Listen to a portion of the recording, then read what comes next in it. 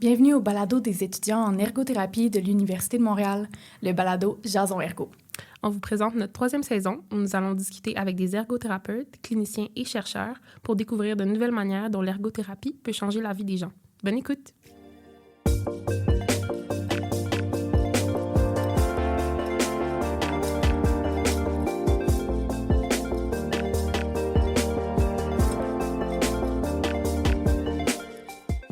Donc, bienvenue tout le monde au premier épisode de la 3e saison du podcast Jason Ergo. Aujourd'hui, pour un épisode sur le syndicat et le rôle de l'ergothérapeute, nous accueillons aujourd'hui Myriam Dansereau et Léonie Blanchette.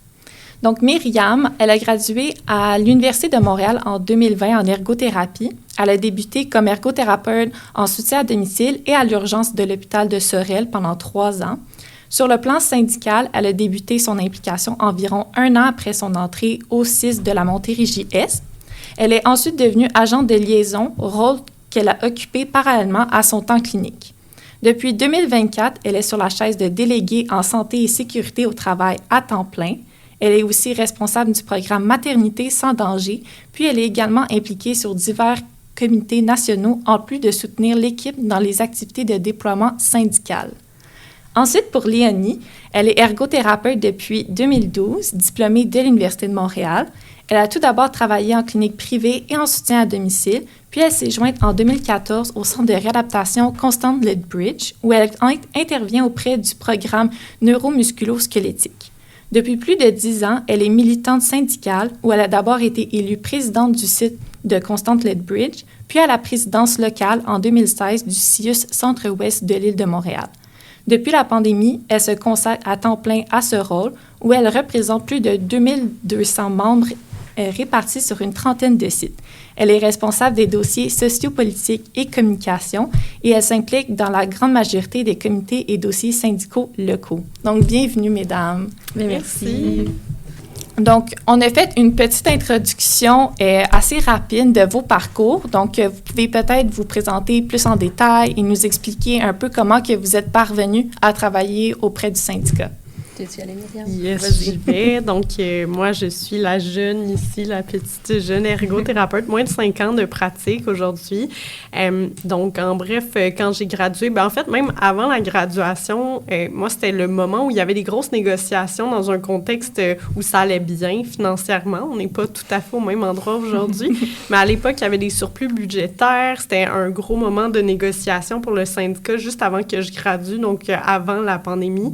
En fait, là, j'ai gradué en décembre 2020, donc encore dans le cœur de la pandémie. Mais en bref, je suivais déjà les manœuvres syndicales pré-graduation pour savoir qu'est-ce qui allait sortir des ententes. Veux pas, c'est nos salaires. Tu sais, quand on gradue, c'est en fonction de ces négociations-là qu'on sait quelles sont nos conditions. Donc, j'avais toujours eu un intérêt. Dès que j'ai été accueillie, la personne qui m'accueillait par hasard était une agente de liaison. Elle aussi, elle a vu mon intérêt. Elle m'a glissé une petite convention collective locale papier. Elle m'a dit s'il y a des activités, je te fais signe. Donc, dans mon secteur à Sorel-Tracy, j'ai été comme repérée relativement rapidement. C'est sûr que comme nouvelle ergothérapeute, on arrive puis il y a beaucoup de choses à apprendre en même temps. Donc, je pense que c'est correct de se laisser le temps d'arriver, même si on est enthousiaste. Mais en bref, tu sais, je gardais un intérêt pour l'implication syndicale, mais j'ai pris le temps de me déposer. Surtout que j'arrivais dans une équipe qui était en sous-effectif chronique. Donc, c'est sûr que, tu sais, la capacité de mon équipe à me soutenir, la capacité à m'accueillir, puis après ça, moi, à prendre mes repères, c'était tout un parcours, mais dès que ça a été fait, j'ai été approchée par les équipes quand il y a eu du remaniement. L'agente de liaison de mon secteur quittait pour devenir libérée à temps plein. Elle me dit « Ah, ça ne tenterait pas! » Fait en bref, j'ai commencé à m'impliquer comme agente de liaison. À la PTS, les agents de liaison, c'est des personnes cliniques. On n'est pas libéré tant que ça. C'est quand même facile à manier à travers notre horaire clinique. Donc, sur le plan syndical, tu sais, j'ai mis le pied assez rapidement, puis j'ai eu la chance d'assister à un congrès. Les congrès, c'est une fois pour l'instant, aux 2 ans. Donc, c'est pas tout le temps une opportunité qu'on a. Donc, aller à un congrès, passer une semaine avec l'équipe syndicale à parler puis à voter sur quand même des gros changements, ça m'a vraiment motivée, ça m'a mis des étoiles. Donc, je pense que ça a marqué mon parcours syndical initial autour de 2022, je crois. Puis, quand il y a eu des ouvertures, en fait, déléguées en santé et sécurité au travail, c'était un nouveau rôle. Ça venait d'être créé dans notre secteur. De plus en plus de secteurs commencent à penser à avoir des délégués compte tenu qu'il y a eu des changements sur la loi en santé et sécurité au travail, la LMR-SST. On pourra en parler plus tard, mais en bref, ça a amené un momentum puis un besoin de bras pour avancer puis mettre en place des nouvelles structures puis des nouveaux mécanismes en SST. Donc, tout ça fait que d'avoir quelqu'un de plus, puis surtout comme ergothérapeute, encore une fois, j'avais été approchée par l'équipe, dire « Ah, ça t'intéresserait pas ce poste-là, ça te tente pas de postuler », puis tu sais, je remercie d'ailleurs chaleureusement ma présidente, Julie, qui avait pris le temps de m'appeler, puis tu sais, de me dire « Hésite pas à cause du doute », tu sais, je pense que comme femme aussi, puis là, je vais clairement parler de choses aussi féministes, mais tu sais, des fois, on prend pas le pas, on fait pas le saut, on se dit « Ah, ben il y a quelqu'un d'autre qui va le faire » ou « Ah, il y a peut-être quelqu'un plus compétent que moi ».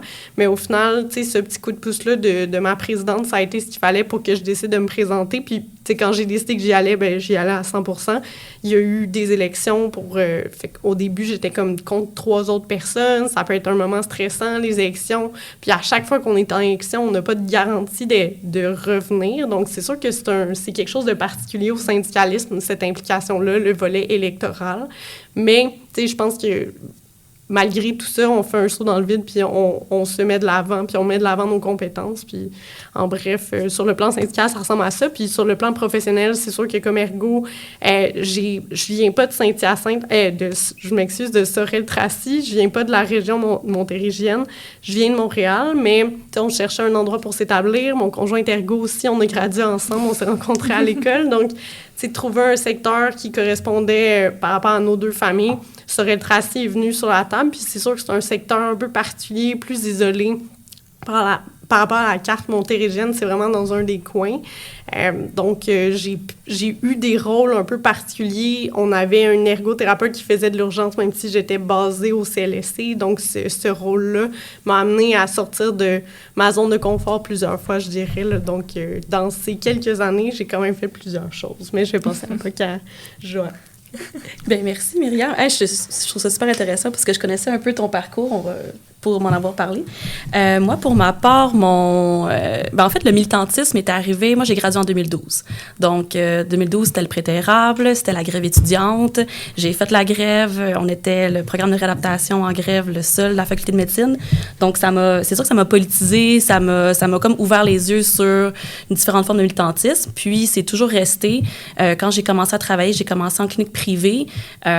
C'est sûr qu'on commençait, donc je connaissais pas trop mes conditions de travail. J'essayais de faire des comparatifs avec mes collègues qui étaient dans le secteur public. En 2012, il y avait vraiment un gel d'embauche dans le réseau, donc il y avait pas beaucoup d'argent pour pouvoir embaucher des gens dans le réseau public. Donc c'est pour ça que j'ai commencé au privé. J'ai fait à peu près 1 an, puis finalement, j'ai fait un déménagement au Saguenay-Lac-Saint-Jean. Je suis originaire de là. Puis je voulais un peu vivre l'expérience de retourner en région, retourner proche de mon patelin. Puis là, c'est là que j'ai travaillé en CLSC. Puis finalement, il y a eu une autre vague de coupures à cause de, justement dans tout le cycle d'austérité. Donc, j'étais sur un surcroît de travail qui n'en finissait pas là, de se faire dire je vais te donner un autre 3 mois, je vais te donner un autre 2 mois. Finalement, c'était renouvelé semaine par semaine. Donc, c'était hyper instable comme emploi. Et finalement, j'ai décidé de refaire le déménagement à Montréal, revenir à Montréal. Puis, c'est là que j'ai trouvé mon emploi à Constance-Edbridge, qui est un centre de réadaptation. Puis, c'est à ce moment-là que j'ai commencé à un peu m'informer sur, justement, les conditions de travail, comment ça fonctionnait. On est en train de négocier, justement, c'est cyclique, là, les périodes de négociation des conventions collectives nationales. Puis, on entendait parler de la possible fusion en CIUS.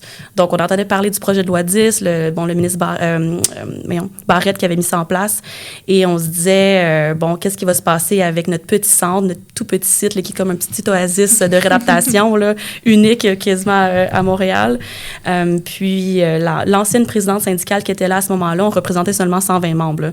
Elle me dit, moi, j'arrête là, j'ai déjà fait plus d'une quinzaine d'années d'implication syndicale.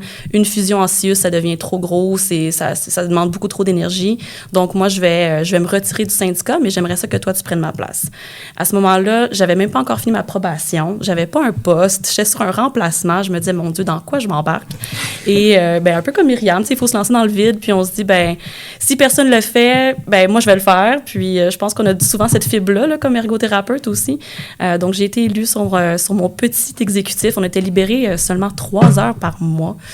Donc, c'était très facile. Je continuais ma pratique clinique à temps complet, puis j'étais libérée de temps en temps pour Constance Edbridge. Finalement, la fusion est arrivée, donc on est devenu un exécutif transitoire. Donc, qu'est-ce qui s'est passé pendant cette période-là? C'est qu'ils ont pris l'exécutif local, dans le fond, chaque petit comité exécutif local de chaque site, puis ils ont demandé à chaque personne présidente de se rassembler pour créer un exécutif transitoire pendant qu'on devenait un CIUS. Donc, chaque établissement de mon CIUS Centre-Ouest devenait un exécutif unique. Donc, c'est sûr que ça l'a diminué, en fait, le nombre des personnes impliquées, parce qu'on était peut-être 3 ou 4 personnes par site, puis on devenait seulement 9 personnes sur l'exécutif transitoire. Je me suis proposée pour être présidente temporairement du CIUS Centre-Ouest. Finalement, j'ai été élue par mes pairs, par mes collègues présidents des autres sites. Et finalement, je suis impliquée depuis ce moment-là, depuis 2015-2016, que je suis la présidente à Centre-Ouest. Puis je continue à faire de la clinique en même temps. Je trouvais que ça se mariait bien. C'était quand même une jonglerie, je dirais, là, parce que je voyais encore des patients, je voyais encore mes usagers en réadaptation. Il y a des moments où est-ce qu'on avait de la gestion de crise au niveau du syndicat, on éteint souvent des feux. Puis, qui dit crise, dit épidémie, dit pandémie. Donc, arrivé en 2020, j'étais toujours à 3 jours de syndicat, 2 jours comme ergothérapeute. Puis, à ce moment-là, il y a eu une vague de personnes qui se faisaient déployer en CHSLD et je devais techniquement faire partie de la liste des personnes qui étaient déployées en CHSLD. À ce moment-là, tous mes collègues, on était 7 sur l'exécutif. On n'était plus que 3 sur l'exécutif local pour gérer la crise de la pandémie. Et finalement, j'ai proposé à l'employeur, écoutez, vous savez, il y a plusieurs personnes qui passent par le syndicat pour tout ce qui est notion de santé et sécurité au travail, l'accès aux masques, aux gants, à tout, à la formation, à l'information sur qu'est-ce qui se passe dans les CHSLD. Donc, elle a accepté que je ne sois pas déployée puis que je maintienne ma libération syndicale à temps complet. Et là, finalement, je suis libérée à temps complet depuis ce moment-là. Donc, depuis 2020. Je paye encore mon ordre. Donc, je suis encore ergothérapeute, ce qui est quand même très important. Donc, de là un peu mon implication. Puis sinon, au niveau de mon rôle en tant que présidente, c'est sûr que j'ai un chapeau plus de coordonnatrice de toute l'équipe. Donc, j'ai une équipe de 7 ou 8 personnes à l'exécutif. On a aussi une 50aine d'agents de liaison dans notre secteur parce que, un CIUS, c'est plusieurs sites. On a plusieurs GMF, plusieurs sites aussi, des anciens C3S, l'hôpital général juif, par exemple, qui est un gros morceau de notre CIUS. Alors, c'est beaucoup de coordination, beaucoup d'animation de rencontres, de préparation de rencontres, de s'assurer que tout le monde accomplit bien leur mandat. Mon rôle, c'est plus au niveau des communications, donc toutes les mémos qui sortent, toutes les communications qu'on produit, c'est moi qui jette un œil dessus. J'ai une équipe quand même là, avec moi. Donc, au quotidien, c'est ça. C'est une gestion d'à peu près une vingtaine de personnes dans ma semaine. Puis sinon, une fois de temps en temps, là, animer des rencontres, animer des assemblées générales. Donc, c'est comme un peu cyclique parce que dans le fond, mon implication, quand j'étais étudiante à l'Université de Montréal, j'étais aussi impliquée dans l'association étudiante. Donc, des fois, j'étais secrétaire pour des assemblées générales. Donc, je me retrouve quand même un peu dans ce rôle-là. Alors, c'est ça, c'est un peu ça mon parcours. Mais moi, ce que j'aime beaucoup de votre parcours, c'est que vous deux, depuis très jeune dans votre parcours d'ergo, vous avez toujours eu cette petite fibre-là aussi de vouloir vous impliquer, mais aussi comme cet intérêt-là vers le syndicat. Puis moi, je trouve que le mot syndicat, tout le monde connaît ce mot, mais peu savent réellement qu'est-ce que c'est.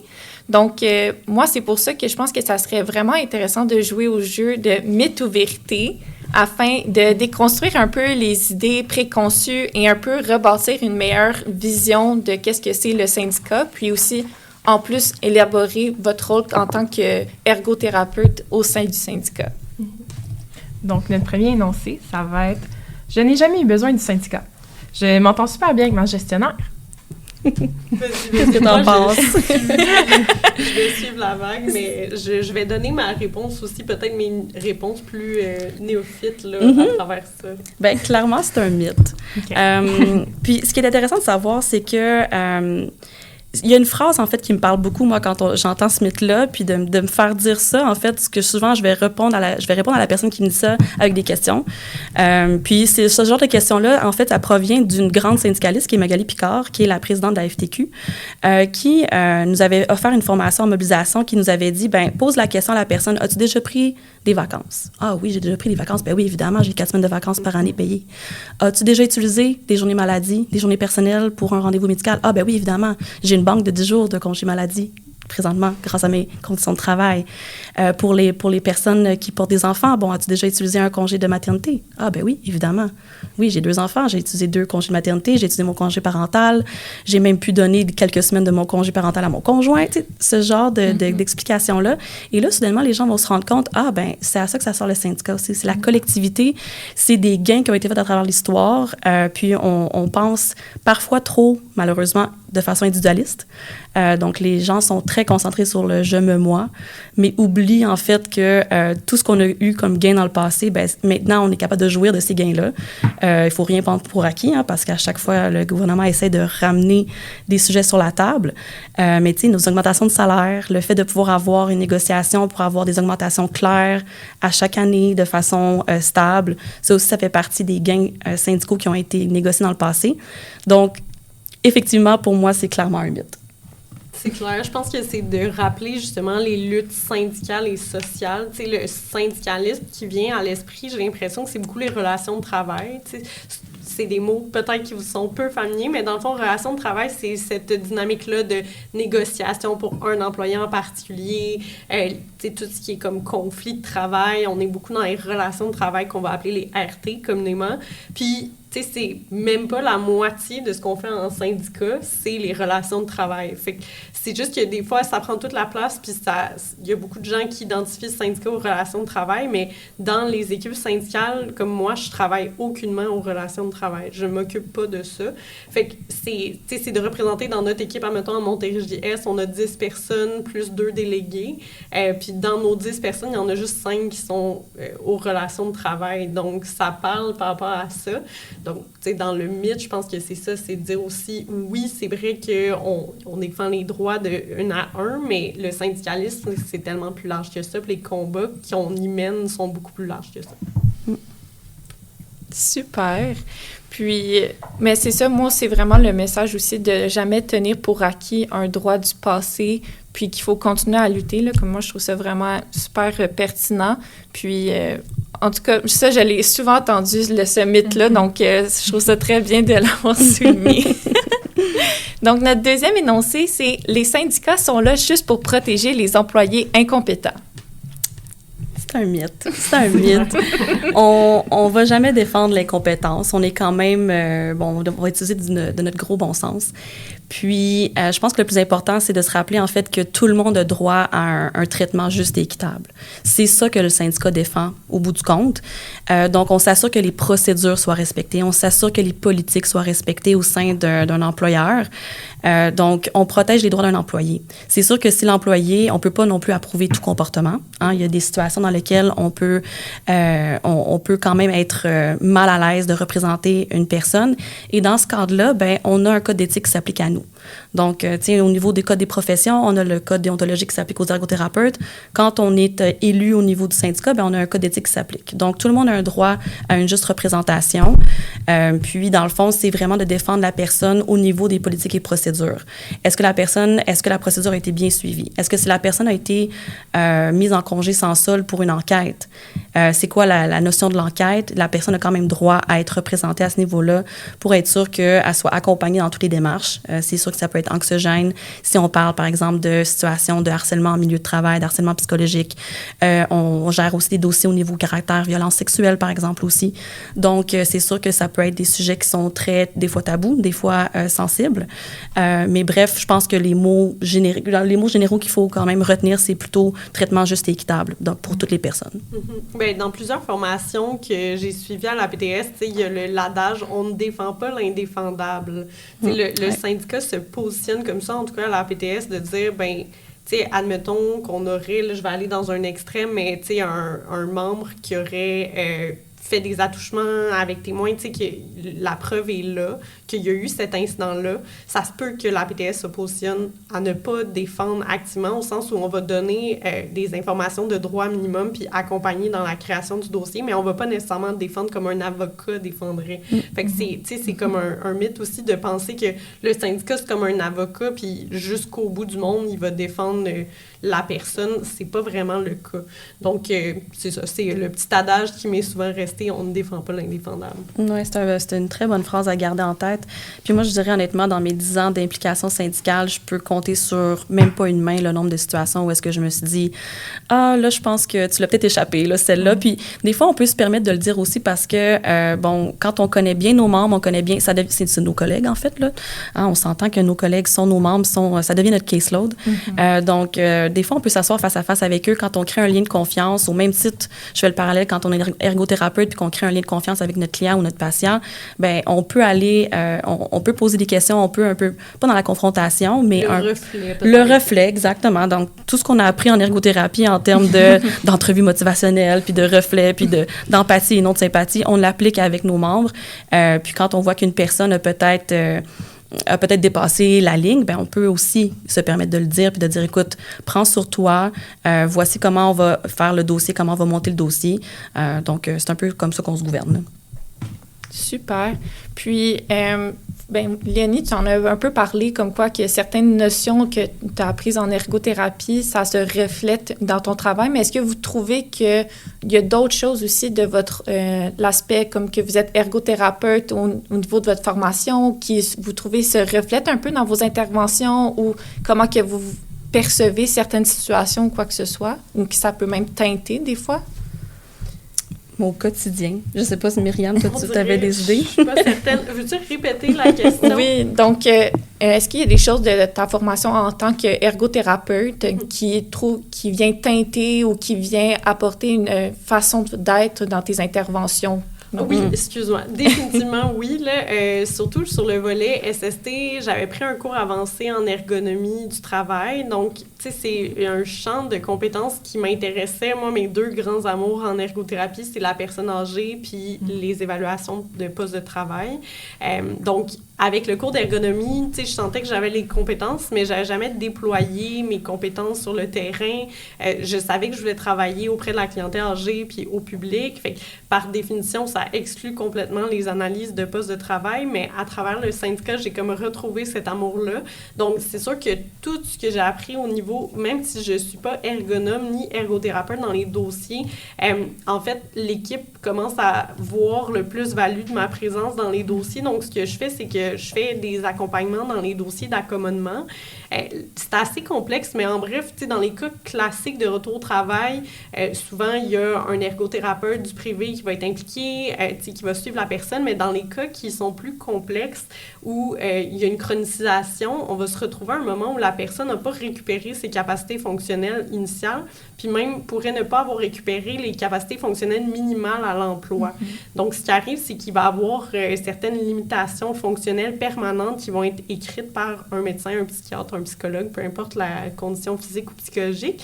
Puis, en fonction de ces éléments-là, on se retrouve à devoir tenter des accommodements, donc le fameux accommodement raisonnable, qu'est-ce qui l'employeur pourrait refuser versus accepter, puis on est dans des grosses zones grises parce que, tu l'accommodement raisonnable, c'est selon l'employeur. Puis c'est sûr que plus ça a l'air facile, l'accommodement, plus il y a des chances que l'employeur soit flexible.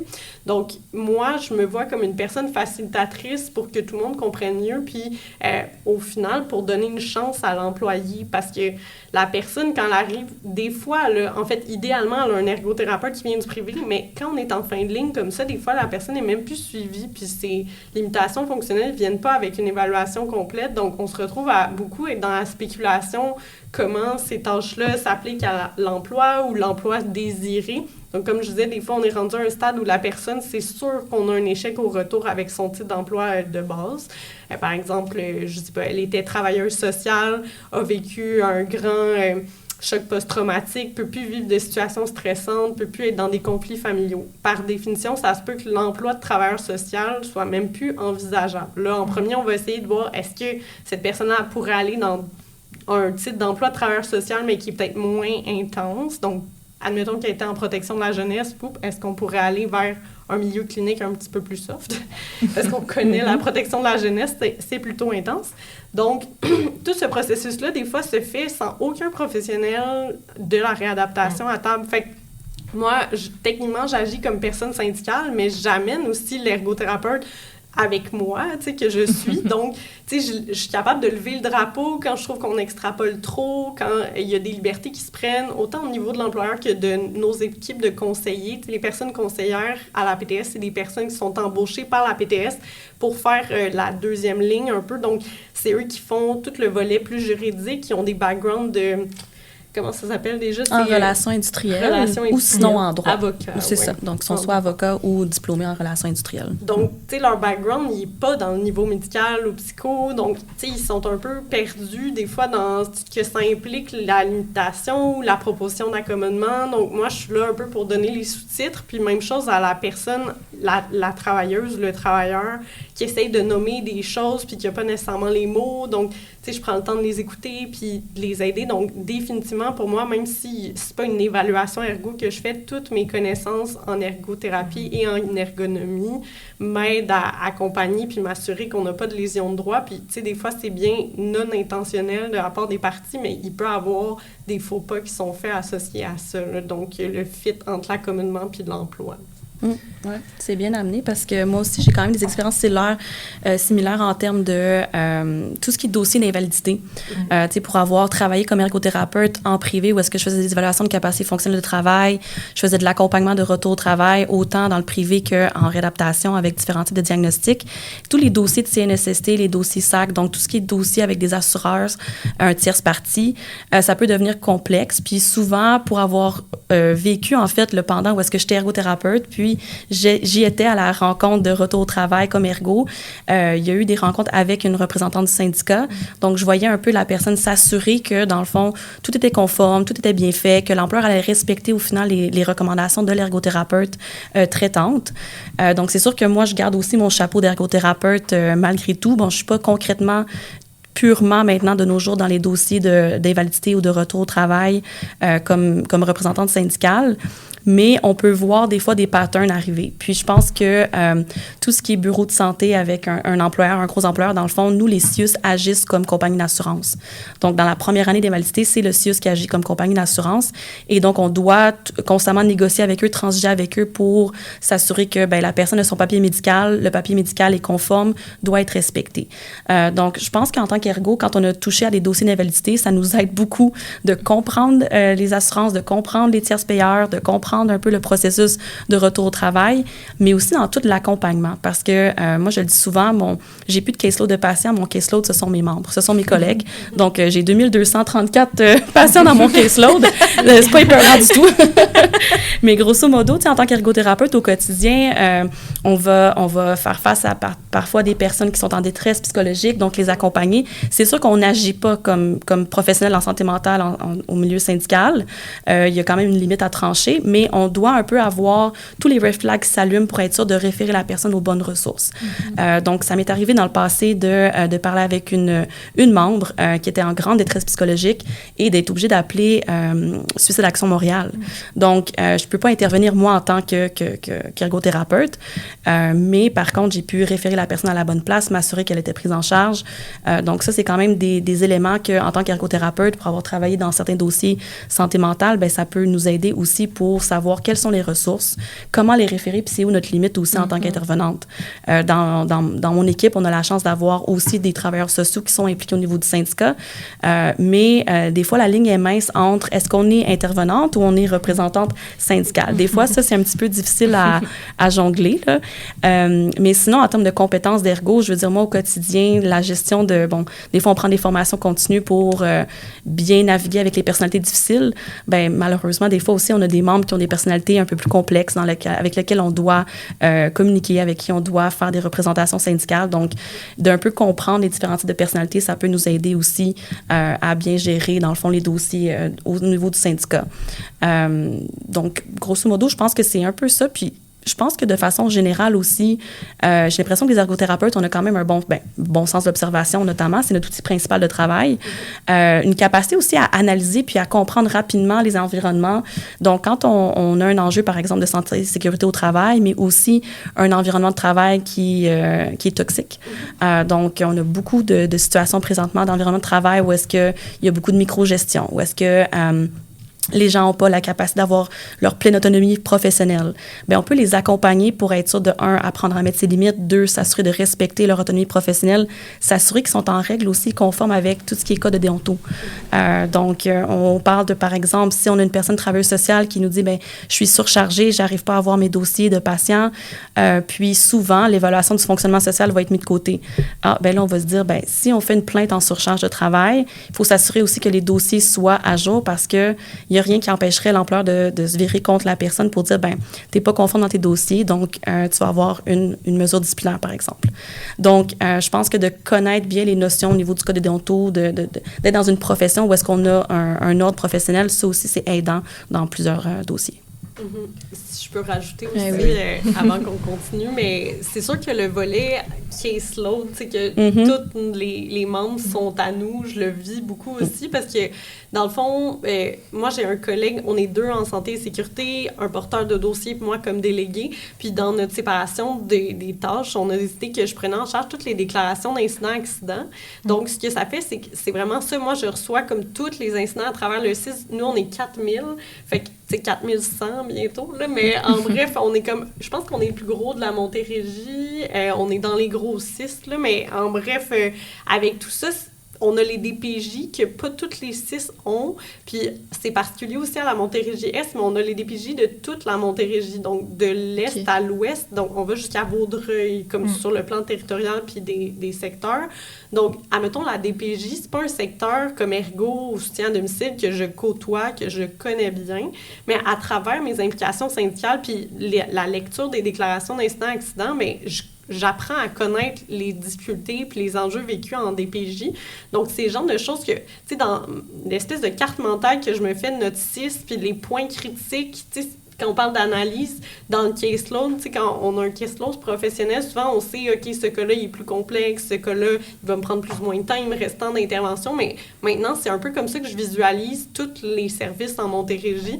Donc, j'ai un peu comme une image des directions, puis de me dire, OK, dans telle direction, on a plus d'enjeux, justement, climat de travail. Dans telle direction, on a plus souvent des enjeux de violence, par exemple. C'est sûr qu'en PJ, là, en protection de la jeunesse, c'est un gros enjeu, autant la violence physique que psychologique. L'épuisement professionnel associé. Donc, tu sais, à travers les déclarations, je viens à faire une carte mentale de notre secteur. Puis je pense que je suis quasiment une des seules qui a cette vision d'ensemble parce que la majorité de mes collègues ont plutôt des secteurs, justement, eux, ils se font dédier une partie de la carte. Donc, ils connaissent bien leur secteur, mais moi, en étant partout à la fois en SST, bien, puis en recevant les déclarations d'incidents, bien, je les vois, tu sais, de direct les mains dedans, là, qu'il y a eu 4, 5, 10, 20 déclarations de même nature dans tel type de secteur. Donc, ça me permet aussi, puis là, c'est en création, mais de développer des relations avec les directions associées, puis de dire carrément à la directrice de cette direction-là, à travers le CIS, de dire, bien, regarde, là, on a un problème, il va falloir s'attarder là-dessus, parce qu'il y a trop de déclarations similaires. Donc, tu sais, l'œil ergo aide à analyser, organiser toutes ces informations-là, puis à dire, bien, là, notre priorité d'intervention, c'est ça. Ça, c'est plus à risque qu'on ait beaucoup d'arrêts de travail versus ceux-là. Je pense qu'on peut mettre ça sur le back burner parce que ce qui est triste, c'est que veut pas, on doit prioriser. Comme dans un case law, on est obligé de dire, bien, tout le monde est en souffrance, mais là, il faut que je dise eux versus eux, puis où est-ce qu'on met notre énergie en premier. Surtout quand les ponts sont pas établis, comme le service que j'offre, ben c'est un nouveau service dans notre secteur. Donc, tu sais, il y a plein de nouveaux ponts à faire avec les directions, avec différents secteurs puis gestionnaires. Donc, c'est comme toute une nouvelle chose. Puis si on va trop vite, on pourrait se nuire parce qu'on on veut pas avoir l'air agressif dans nos interventions. Je veux que ça soit sympathique, que ça soit bon enfant un peu, l'attitude, mais en même temps, nous, on a comme toutes les déclarations qui rentrent, puis, tu sais, on sait qu'il y a de la souffrance derrière ça. Toutes ces déclarations-là, c'est des gens qui, parfois, même souvent, tombent en arrêt de travail après l'incident. Donc, tu sais, on a ça derrière la tête, mais en même temps, c'est tout le jeu politique, donc c'est quand même complexe, mais je pense que la conception de ça, du case law, de la priorisation, c'est vraiment quelque chose qui m'aide à naviguer ça au quotidien puis à gérer mes priorités. Puis sinon, ben, on enlève le concept de remplir des statistiques puis de devoir faire la tenue de dossier. Ça, des fois, on le mentionne pas, mais un des gros avantages que je dis, c'est moi, j'ai plus besoin de faire de notes, plus de rapports, plus de statistiques à remplir. Ben, souvent, notes, je serais pas... C'est vrai, j'en fais beaucoup de notes. On prend beaucoup de notes. On laisse des traces dans nos dossiers de salariés puis dans les dossiers généraux, là, surtout qu'on est en intervention, mais oui, quand même, c'est pas la même game, là. Mais vous faites peut-être plus de tenue de dossier, mais on voit que votre analyse PEO, elle demeure vraiment constante malgré tout. Ça reste beaucoup. C'est cool de voir à quel point votre vision ergo est un atout dans votre milieu maintenant, dans le travail que vous faites. Puis c'est un peu comme, ça va faire sortir un bénéfice d'avoir des ergos impliqués dans le syndicat. Puis peut-être ça va donner le goût aux étudiants ergo qui nous écoutent de « Ah, peut-être j'aurais m'impliquer parce que je peux amener ça de plus que certaines personnes. » Ah, définitivement. Je pense que les ergothérapeutes ont beaucoup amené au syndicat. Puis, je pense, juste dans mon équipe, on est 3 ergothérapeutes. Donc, puis, ben, il y a d'autres aussi types d'emplois. Sur mon exécutif, il y a une éducatrice spécialisée, il y a un travailleur social, un type d'emploi qui est moins connu dans le réseau, APPR, donc agent de planification de projets de recherche aussi. Donc, c'est une belle diversité. Puis, je pense que les ergothérapeutes, naturellement, je pense qu'on est attirés avec le syndicat. T'sais, on nous apprend les notions de justice occupationnelle, l'empowerment et tout ça. Puis des fois, on se dit, mais okay, comment l'appliquer au concret? Concrètement, comment l'appliquer au quotidien? Puis je pense que le syndicat, moi, ça me permet de faire ça. Vraiment, c'est vrai. Tous les bouts idéalisés un peu de l'ergo qu'on se dit, tu sais, le flow, juste le fait, moi, dans notre cohorte, on s'appelait Ergo with the Flow, là, du monde cohorte de bac, que des profs demandaient. Oui, le flow occupationnel. Nous, c'est les baddies de Réadap. Ah, cool! C'est les occupationés. Les occupationés, j'aime ça. C'est mignon, mais c'est ça, nous, on était comme une cohorte très chill, qui ont vécu beaucoup de bouleversements au début de notre parcours universitaire, puis à la fin, malheureusement, aussi. Oui. Mais en bref, on était comme, nous, on peut tout suivre, Ergo with the Flow, puis on a la passion, mais tu sais, le concept de flow, puis d'avoir des gens dans un sentiment d'efficacité personnelle, puis dans la fameuse courbe là, de dire c'est assez stimulant, mais c'est pas ennuyant. Tu sais, quand on parle de charge de travail, c'est ça que ça m'évoque. Tu sais, on cherche à aller chercher le flow, on cherche à ramener les gens dans un engagement professionnel qui est sain. Pas de workaholic ou de sur-engagement, mais pas non plus de sous-engagement qui peut mener à justement des démissions ou des départs ou encore de la sous-productivité qui crée des tensions avec l'employeur, puis au final, que la personne nomme elle-même « je suis pas satisfait dans mon travail ». C'est sûr que nous, on se fait plus solliciter quand il y a du sur-engagement puis de la surcharge, mais tu sais, il faut pas perdre de vue qu'il y en a des gens qui vivent de l'ennui puis un désengagement dans leur travail, autant à cause d'une retraite ou justement de nouvelles opportunités, puis on va transitionner, puis ça nous intéresse plus vraiment. Fait que pour moi, le concept de flow, justement, il est là, puis c'est un concept qui est comme un peu intangible dans plusieurs autres... tu sais, quand je regardais ma personne âgée, je me disais pas « ma vie du flow quand elle se lave. » C'est sûr que c'est pas nécessairement applicable dans tous les concepts, dans tous les contextes cliniques, je veux dire. C'est vrai. Super. Mais c'est le fun de voir les concepts et comment on peut les appliquer. Pour notre troisième énoncé, c'est le syndicat est souvent le seul filet de sécurité pour les travailleurs et les travailleurs. Non, travailleuses et travailleurs. On féminise. On féminise. 86% de femmes à la PTS dans les membres du réseau. Donc, souvent, le seul filet de sécurité, moi, j'aurais tendance à dire que c'est quand même une réalité. Pas parce qu'on est le seul, mais on n'est pas unique, mais on le sait malheureusement qu'on est dans une situation, un système qui est très, très, très hiérarchisé, où est-ce qu'il y a beaucoup de lois en place, c'est très bureaucratique. Malheureusement, avec les immenses fusions, quand on est devenu des C3S, c'était la même problématique. Il y a 10 ans, à chaque 10 ans, il y a une nouvelle réforme qui nous amène de plus en plus gros. Et là, maintenant, en décembre, on a vécu la plus grosse réforme de toutes, qui est Santé Québec, la création de Santé Québec. On le voit, les problématiques de bureaucratie, où est-ce que, quand on appelle aux ressources humaines, on n'est plus qu'un simple numéro. Donc, les gens se retournent souvent à leur syndicat, dans le fond, pour pouvoir avoir de l'aide. Je pense que les travailleuses et les travailleurs se sentent souvent isolés dans leurs problématiques. Ils ont l'impression qu'ils sont les seuls à vivre une problématique de surcharge ou de difficultés dans leur milieu de travail ou peu importe la situation. Nous, des fois, on s'imagine qu'on est quasiment comme un numéro, un 800, là, un numéro un centre de crise, parce que les gens vont souvent avoir besoin de se sentir écoutés, vont avoir besoin de s'exprimer. Donc, nos appels, quand on est disponible, quand on prend un premier membre qui nous appelle pour une problématique, ils vont nous demander qu'est-ce que j'ai droit? C'est quoi les mécanismes? C'est quoi mes recours possibles? Est-ce que je peux déposer un grief? Est-ce que je peux faire ci? Est-ce que je peux faire une plainte? Puis, c'est de les accompagner là-dedans. Donc, on accompagne les gens qui ont des difficultés au niveau de leurs conditions de travail. C'est sûr que ça peut être... ça peut être... je pense que c'est important d'avoir ce filet de sécurité-là. En fait, c'est nécessaire parce que sinon, pour avoir vu des situations dans des cliniques privées ou pour avoir parler avec des membres qui font les deux, travaillent autant dans le privé que dans le réseau public. Il y a quand même une grosse différence quand on vient le temps de devoir négocier son salaire ou de négocier ses conditions de travail. C'est pas tout le monde qui a la capacité non plus à se mettre de l'avant, à se vendre. Donc, avec le syndicat, c'est sûr que ça permet d'avoir un support de plus pour pouvoir les aider, les accompagner. Quand on fait, par exemple, une plainte en harcèlement psychologique, c'est extrêmement difficile, c'est extrêmement énergivore. Puis là, il faut dire à la personne, prends le temps de noter tous les événements, toutes les instances, l'heure, les témoins, les personnes qui étaient présentes.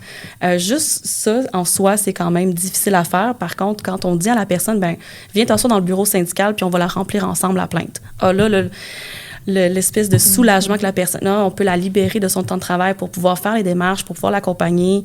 Le fait qu'elle sache qu'elle ne sera pas seule lorsqu'elle se fait convoquer pour une rencontre disciplinaire ou est-ce que peut-être des fois on va mettre en question son lien d'emploi. Le fait qu'il peut toujours avoir une personne représentante syndicale qui peut être présente avec elle comme témoin, comme observatrice. Je pense qu'il y a beaucoup de situations dans lesquelles on aide vraiment à diminuer l'espèce de détresse que la personne peut vivre. Oui, vraiment. Puis, tu sais, ce qui me vient aussi en tête, c'est le volet, même sur les petites affaires. Tu sais, je sais pas chez vous, mais sûrement chez vous aussi, on a eu beaucoup de roulements chez les gestionnaires. On a beaucoup de jeunes gestionnaires aujourd'hui qui connaissent mal les droits des travailleurs, tu sais, parce que historiquement, tu sais, je pense que la personne gestionnaire avait une meilleure connaissance là, globale de...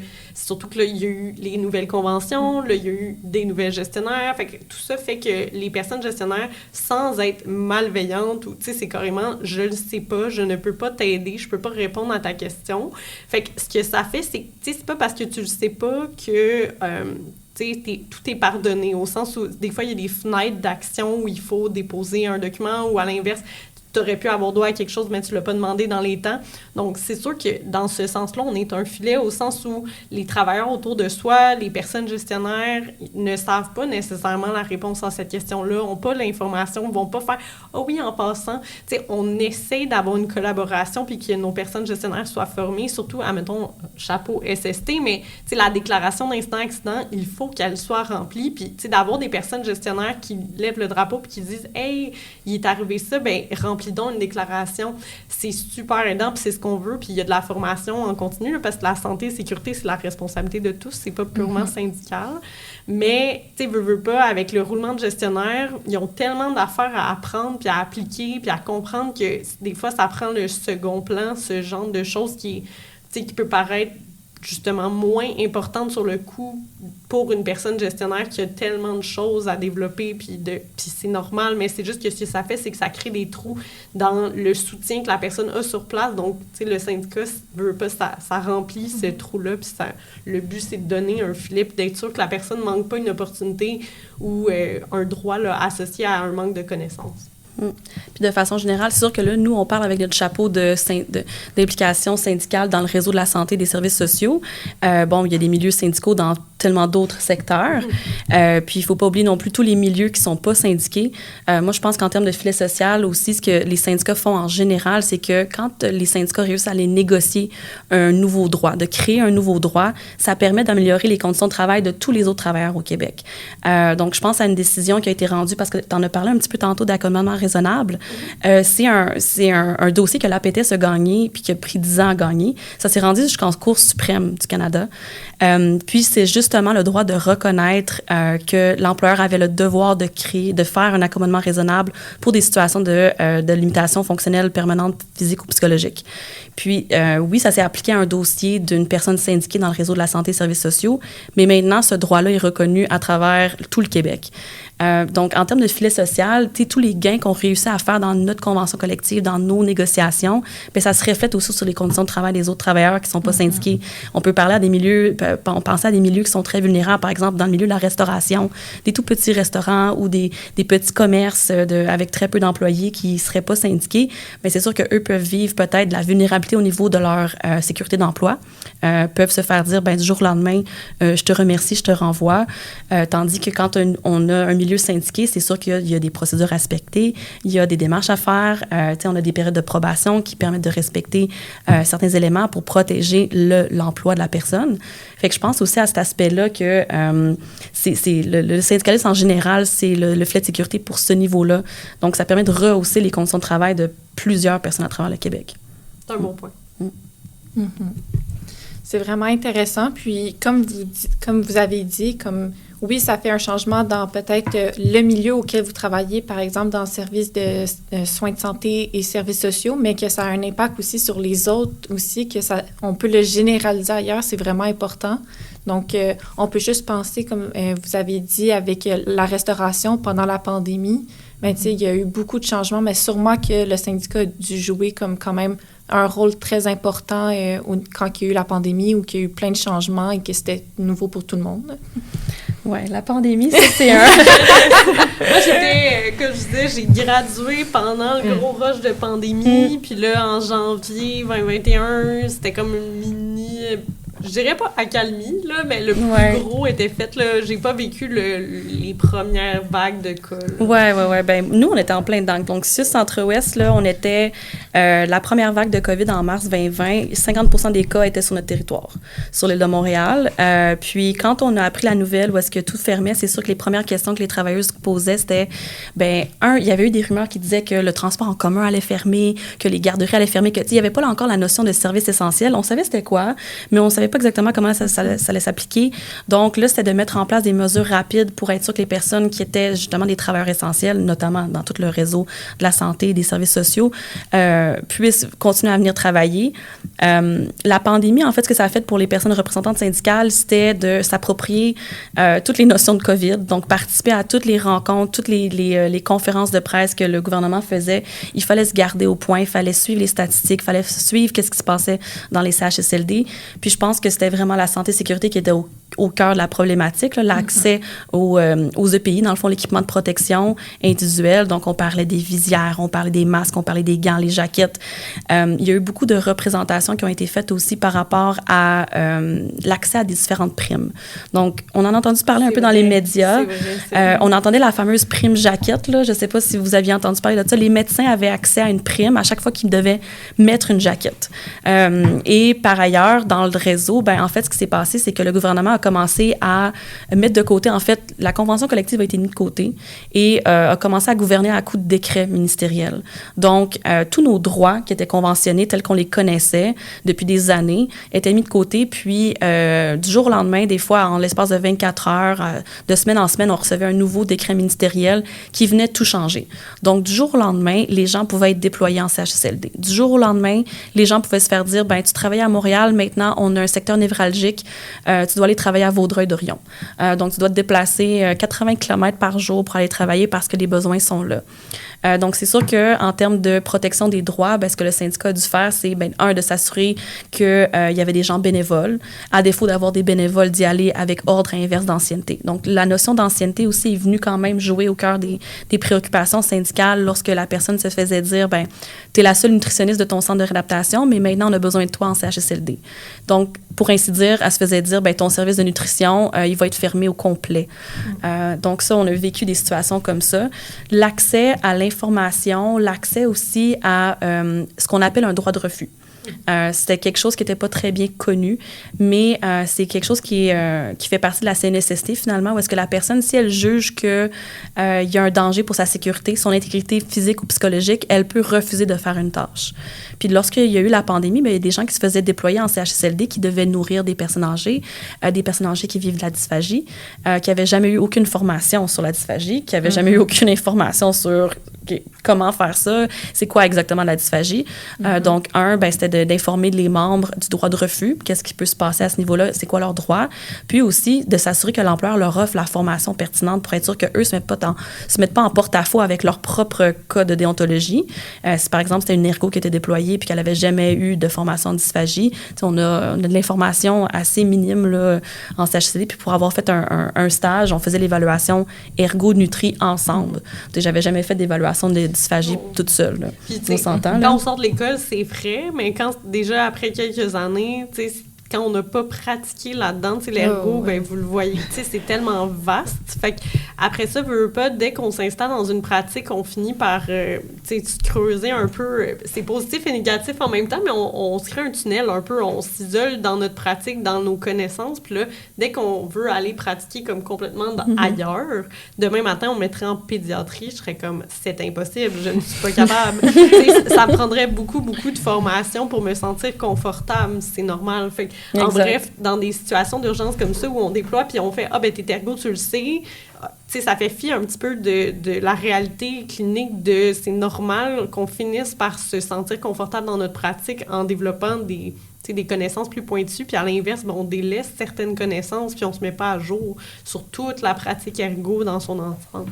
Oui, c'est un bon point, effectivement. Donc, c'est ça, une personne qui est en réadaptation avec la clientèle pédiatrique là, ou en déficience visuelle, qui se fait dire, à partir de maintenant, tu dois aller en CHSLD, c'est sûr que ça créait beaucoup d'anxiété puis beaucoup de questionnements aussi.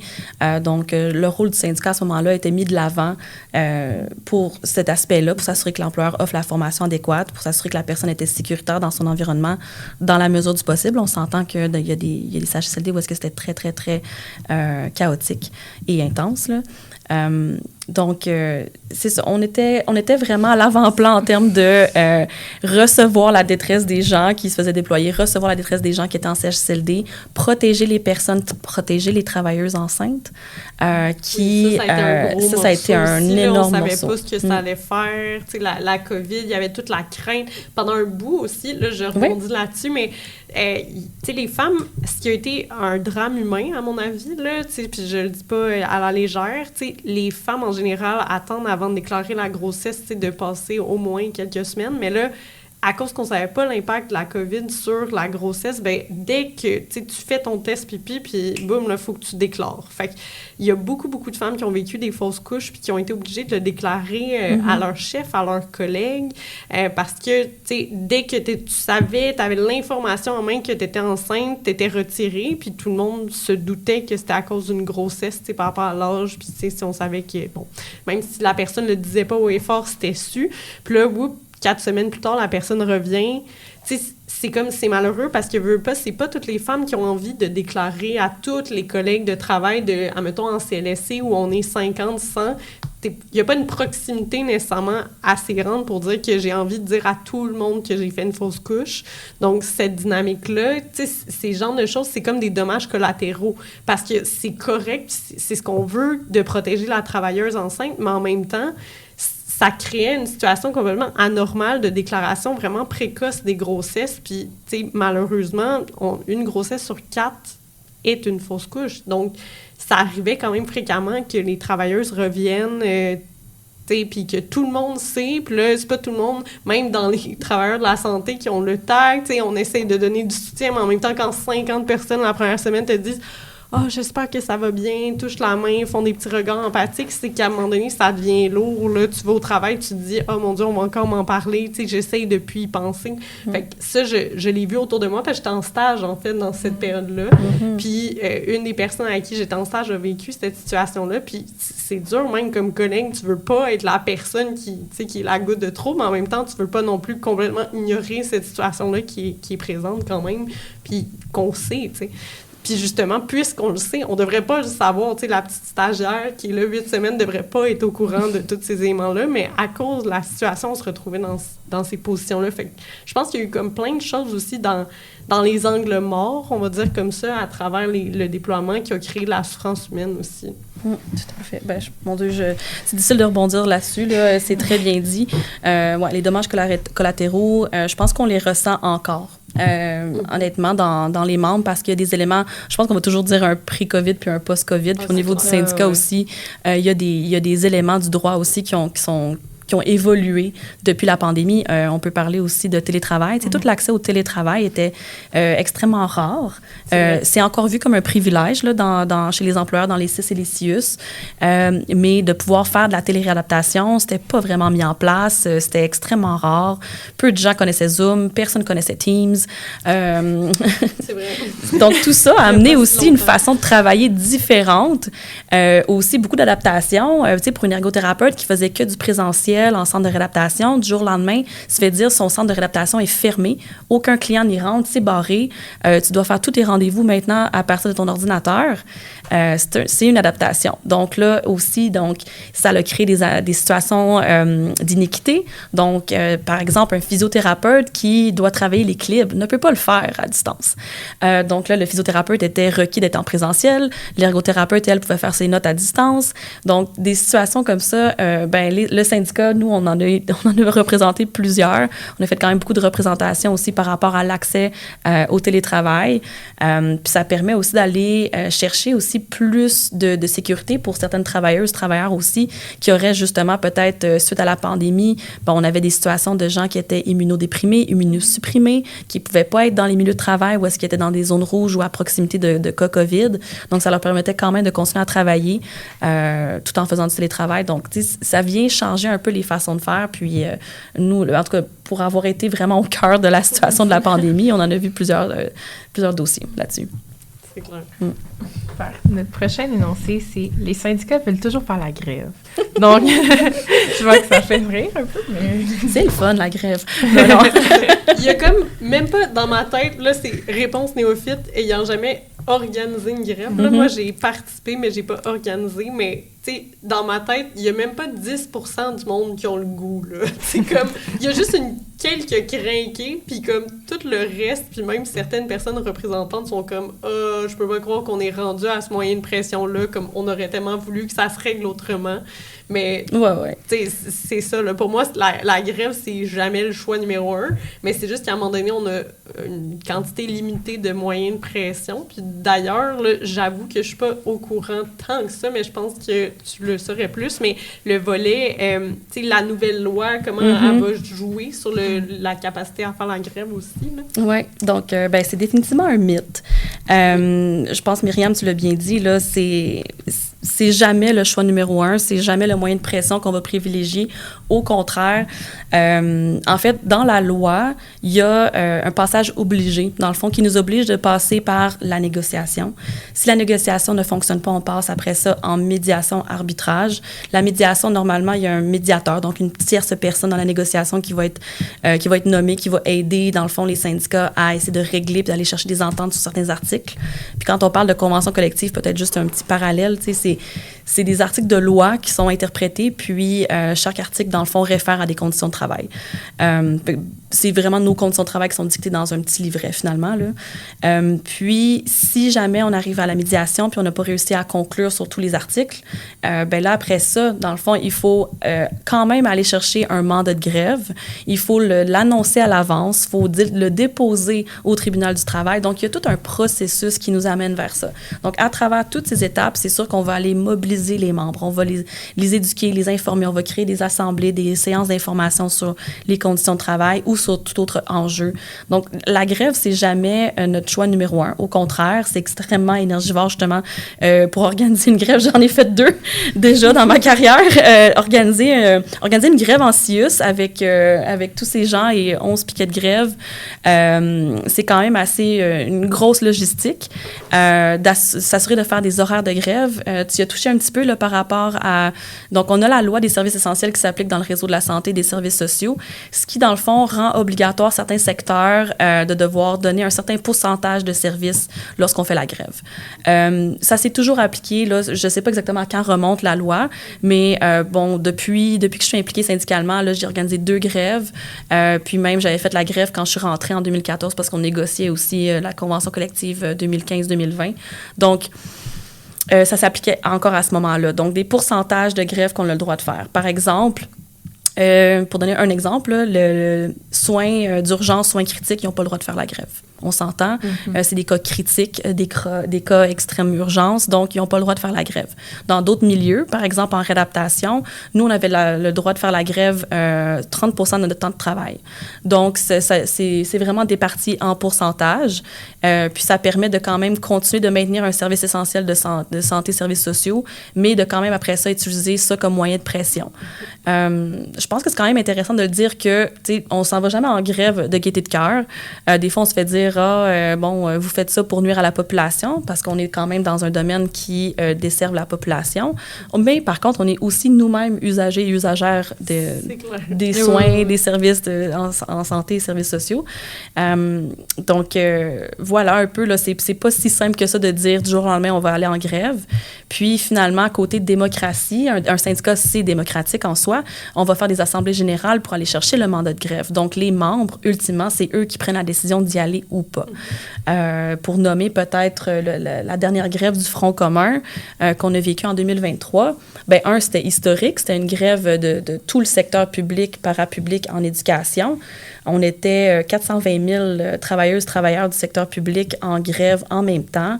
Puis on a fait une grève historique qui n'avait pas été vue depuis les années 80 partout à travers l'Amérique du Nord. Donc, c'est quand même pas rien à quel point on était capable d'aller chercher une certaine mobilisation. C'était plusieurs syndicats mis ensemble qui ont créé ce rapport de force-là. Donc, c'est ça. C'est quand même... C'est un moyen de pression ultime. Moi, c'est comme ça que je le dirais, la grève. Clairement. Mais par rapport à la quantité de gens, là, je me rappelle, je l'avais googlé. Les chiffres ne me reviennent plus, là, mais au Québec, il me semble qu'admettons, on est plus ou moins de 10 millions. Tu sais, quand on pensait à ça, c'était genre 5% de la population qui est en grève. Puis si on pense que dans ce 5%-là, ils ont, tu sais, chaque personne, au moins 4 personnes significatives, soit un enfant ou un parent, un adulte autour de lui, bien, tu sais, c'était comme... En termes de combien de personnes sont touchées directement, soit qui connaissent directement ou sont parents avec une personne en grève ou sont en grève, c'était genre 20% de la population du Québec. Fait que, tu sais, c'est fou l'image, là, quand on y pense, tellement ça mobilisait de gens. Oui, si tu veux le googler pour le fun, combien il y a de personnes au Québec, là, mais c'était fou au niveau populationnel, c'était beaucoup de gens qui étaient mobilisés, là. C'est l'image que ça laissait. J'ai pas la réponse de la population du Québec. Mais c'est une belle image. OK, donc notre 5e énoncé, c'est « Le syndicat, c'est juste pour les conflits avec l'employeur ». Ben, tantôt, j'en ai parlé un peu. Là, je l'ai effleuré, le volet relations de travail versus... Fait, c'est mythe partiel au sens où, oui, quand il y a des conflits, définitivement, l'équipe de relations de travail se déploie. Mais pour moi, personnellement, quand j'ai décidé de m'impliquer au syndicat, c'était vraiment plus le volet qui n'est pas associé aux relations de travail qui m'attirait beaucoup. Donc, je peux affirmer clairement que ça ne sert pas juste à ça, sinon j'aurais pas de travail à temps plein. Compte tenu que je suis pas intéressée tant que ça par les relations de travail pour l'instant, on verra comment militantisme se déploie à travers les années, mais pour l'instant, je m'identifie moins à ce volet-là. Fait que, tout à fait, tout à fait. Ben oui, c'est un mythe partiel. On l'a dit un peu tantôt aussi, on est une forme de filet social, donc on est impliqué aussi à différents niveaux. Myriam, tu le dis aussi en début d'entrée du balado que tout l'aspect féministe aussi, donc il y a différents secteurs. En tout cas, pour notre syndicat, on a différentes implications au niveau de l'environnement, au niveau de l'action féministe, au niveau sociopolitique, donc au niveau des enjeux professionnels. Donc, c'est tellement plus que parfois un enjeu individuel avec un employeur. Je pense qu'on va avoir des revendications aussi qui vont aller au-delà même du réseau de la santé et des services sociaux. On va faire partie de plusieurs consortiums, plusieurs associations. On va faire des partenariats aussi avec les organismes communautaires.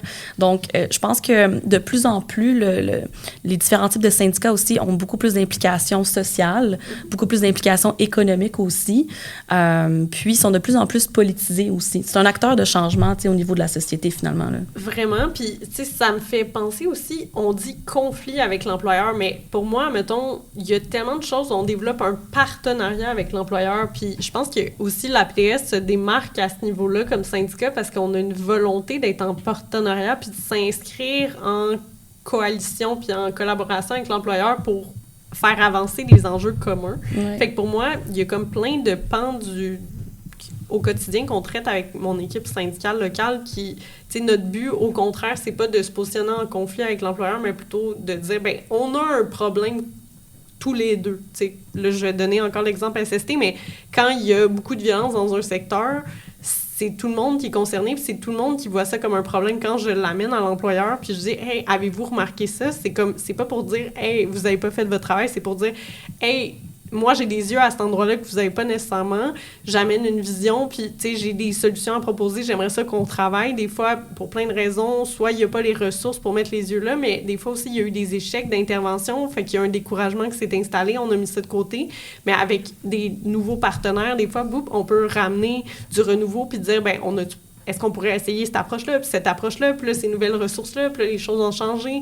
Fait que de voir comment le temps qui a passé pour ramener une vague de changement dans des enjeux qui, malheureusement, collent. Là. Dans SST, c'est rare qu'il y ait quelque chose de complètement nouveau. Là. À part, admettons, les enjeux ergonomiques associés au télétravail, bon, c'était relativement nouveau, mais la violence en centre jeunesse, ça date pas d'hier non plus. Là.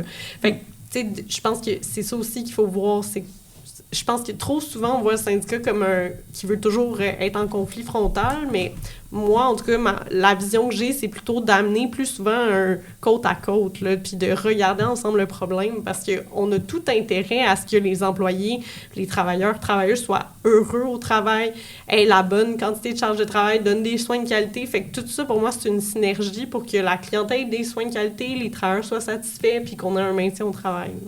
Bien, tout à fait. Quand on commence un dossier ou un nouveau dossier, c'est jamais de déposer un grief, c'est jamais de faire une démarche très judiciaire ou légale d'abord. En réalité, il va y avoir beaucoup de discussions avant. Donc, quand un membre va nous arriver avec une problématique ou un secteur ou une équipe de travail a une problématique, bien, la première chose qu'on va faire, c'est de parler avec l'employeur. On n'est pas en confrontation, on est plutôt on vous explique ou on vous expose une problématique, qu'est-ce qui peut être fait. Donc, on se démontre toujours très ouvert. On tend la main constamment dans plusieurs dossiers. Donc, l'aspect conflit est plus ou moins là, sauf dans des cas d'exception où est-ce que là, on va avoir tout essayé. Moi, pour ma part, pour naviguer un petit peu moins maintenant dans les relations de travail, je m'approprie plus les dossiers de problématiques de relations de travail, mais qui sont transversaux, qui vont amener des problématiques plus hautes, finalement. Donc, mes vis-à-vis, ça va être plutôt la directrice des ressources humaines, ça va être le PDG du CIUS, ça va être la directrice des finances pour aller exposer des problématiques de ressources humaines, finalement, des problèmes d'attraction, de rétention dans les équipes, pour démontrer qu'il y a des problématiques peut-être systémiques dans le fonctionnement du CIUS qui amènent justement une importante hausse d'arrêt de travail pour des raisons de santé psychologique, par exemple. Donc, on pourrait monter des dossiers à ce niveau-là, puis aller faire une exposition, aller présenter des situations au conseil d'administration pour aller dénoncer des situations. Donc, on n'est pas toujours non plus en confrontation directe, puis on essaie le plus possible de dire à l'employeur, bien, on est disponible, rencontrez-nous, puis on est là aussi pour apporter des solutions. Je veux dire, on connaît très bien nos membres nous parlent, puis on les connaît aussi, puis on provient du terrain. Donc, on on est capable aussi de démontrer à l'employeur, ben voici des pistes de solutions. Avez-vous pensé à, par exemple, je sais pas moi, quand il y a des problèmes d'attraction-rétention, avez-vous pensé à mettre de l'avant le fait que les personnes ont droit à un programme de formation continue qui fait partie de notre convention collective. Donc, des éléments comme ça auxquels des fois l'employeur n'a pas toujours réfléchi, mais ça permet d'aller régler, puis pour éviter que ça devienne un conflit, dans le fond. Vraiment. Donc, c'était vraiment super parce que vous avez même déjà répondu aux derniers énoncés oui? qu'on avait au Ben, niveau coudonc. de défendre la qualité des services à la population, mais aussi sur comme quoi que ça repose beaucoup sur la mobilisation collective et la solidarité. Donc, on a déjà fini notre jeu. Vous avez été trop efficace. Puis on espère que vous avez aimé ce format-là. Je pense que c'était quand même cool. Ben oui, c'est parfait. C'est super. Oui, puis maintenant, vu qu'on a été un peu plus, comme je dirais, dans la théorie, de parler beaucoup de votre rôle, est-ce que vous avez des anecdotes, des réussites vraiment avec des cas particuliers que vous aimeriez nous partager qui pourraient rendre un peu plus le concret réellement de votre pratique? Je peux y aller comme quelque chose de... Parce que aussi le volet, comme comment on peut être impliqué sans être à temps plein, là, parce que c'est sûr que les deux, maintenant, on est à temps plein, fait qu'il y a ce biais-là de dire, ben à temps plein, mais tu sais, quand j'étais à temps partiel, admettons, ben même pas à temps partiel, là, j'étais comme libérée, comme agent de liaison, la base de ça m'avait attirée parce que j'étais dans un secteur à Sorel-Tracy où c'est dur retenir puis attirer le personnel, fait qu'au soutien à domicile, c'était après un coup dur où il y avait eu beaucoup de départs, il y avait eu un changement de gestionnaire, donc ça avait brassé beaucoup. Puis là, tout d'un coup, il y avait plein de nouvelles personnes arrivées. Donc, tu sais, j'étais aussi la personne accueil, tu sais, le visage qui dit bonjour. Tu sais, maintenant, notre mécanique d'accueil à PTS, c'est vraiment sa coche, mais à ce moment-là, justement, post-pandémie, c'était comme l'ouragan est passé, il ne reste plus rien. Toutes les structures typiques étaient comme disparues parce qu'avant, syndicalement, c'était comme en personne, la rencontre d'accueil, mais là, c'était plus là. Puis là, aujourd'hui, c'est tout attaché avec une nouvelle rencontre virtuelle, mais en janvier 2021, on n'était pas là. Fait que moi, comme nouvelle personne arrivée, tu sais, j'arrivais, les salles à dîner étaient encore fermées, j'avais pas eu d'accueil. T'sais, tout le monde est en télétravail. Fait que là, t'arrives dans un nouveau milieu de travail, tu peux pas dîner avec les collègues, tu peux pas t'installer. Le 3/4 du temps, t'es tout seul dans le bureau parce que tout le monde est en télétravail ou en visite à domicile. Fait que, en bref, tout ça, ça m'avait donné le goût de dire, ben, tu sais, la prochaine personne qui va arriver, j'aurais le goût qu'elle ait un accueil plus chaleureux. Tu sais, puis c'est sans offense à mon équipe locale, c'était vraiment juste le timing, puis, tu sais, particulièrement les salles à dîner fermées, c'était difficile quand même, là. Fait que, en bref, moi, je faisais l'accueil, tu sais, j'arrivais, puis « Allô, tu sais, voici tes droits », comme de base. On avait même des collègues qui avaient créé, là, à l'équipe syndicale, des espèces de petits dépliants qui résumaient un peu la convention collective dans notre secteur. Fait qu'en CLSC, voici les trucs typiques, bon, la voiture est requise, donc voici c'est quoi tes droits associés à la voiture requise.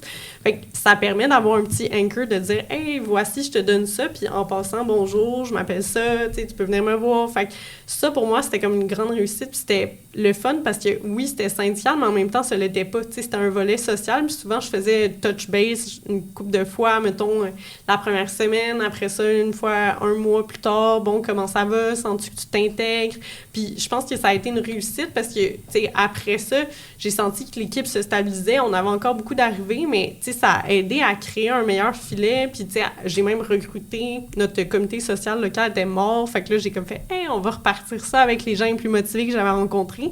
Fait que tout ça, comme, menait à une synergie plus sociale, fait que, tu sais, même pour quelqu'un qui est impliqué, techniquement, j'étais peu impliquée syndicalement à ce moment-là, j'étais juste libérée une fois par 2 mois, peut-être. Mais, tu sais, ça a aidé. Puis ça, pour moi, c'était comme une source de fierté de dire, ben j'ai pris le temps d'aller saluer chaque personne. Puis même en n'étant pas syndicalement impliqué, on peut faire ça. Mais trop souvent, on passe tout droit, tu sais, quand on n'est pas... Puis on se dit aussi, moi, je suis la nouvelle, je peux pas faire ça. Mais ça faisait même pas 1 an que j'étais là, mais... La personne qui est plus nouvelle que moi, elle me voit comme une ancienne, fait que peu importe combien j'ai d'ancienneté, je peux dire bonjour, là. Mais ça a l'air banal, mais dans les milieux cliniques, ça va vite, tu sais, le télétravail, ça va vite, surtout en visite à domicile, on n'est pas sur place, on dîne pas toujours sur place, fait que, tu sais, veux pas, ça peut paraître banal, mais j'ai plein de collègues, des fois, ça fait 2 mois qu'il y a un nouveau, « Hey, je sais pas c'est qui, je l'ai pas vu, je sais pas c'est quoi son nom », fait que, c'est, tu sais, veux pas... Je pense que tu touches, tu sais, le sentiment d'appartenance.